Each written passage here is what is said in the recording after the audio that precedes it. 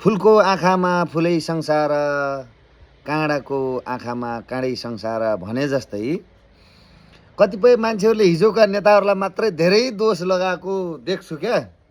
यो छ नि, राणा छोरो भनौँ कि गुरुङको छोरो भनौँ, एउटा अमेरिका पुगेको रहेछ केटो।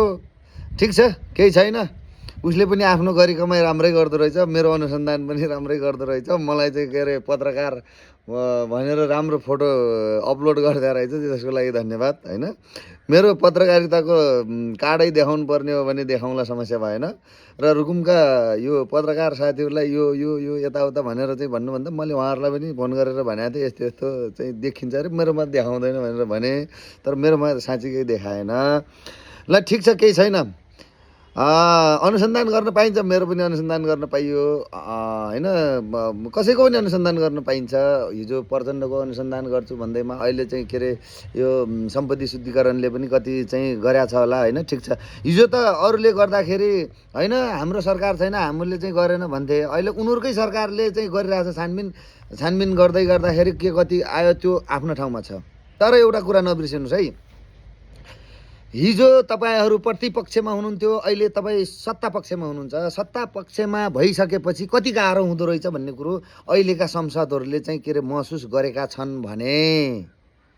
Hello mister Min Gurung, America बस्दा त मजा आइरहेछ नि, आउनुहोस् न नेपाल एकचोटि, बसेर दुई भाइ सरसल्लाह गरौँला मजाले है।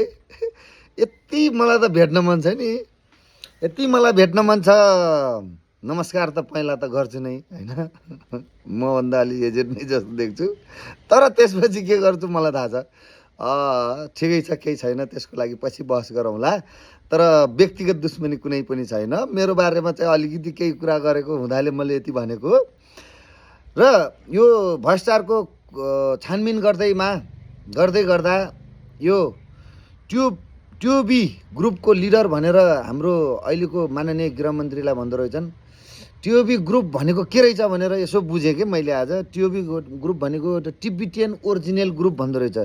यो कहाँदेखि सञ्चालन छ त्यता पनि हर्का सरकारको ध्यान जाओस् र सम्पूर्ण नेपालभरिका 2046 भन्दा पछिका सबैको छानबिन होस् र त्यो चस्मा चाहिँ दोषी चस्मा नहोस्, त्यो चाहिँ एकदम सबैले देख्ने गरी राम्रो तरिकाले छानबिन गर्नुहोस्। छानबिन गरेर नेपालको एउटा चाहिँ के अरे कालो धन बाहिर आउनु सबभन्दा नेपालीको हितको लागि हो र नेपालको राजस्व वृद्धिको लागि हो।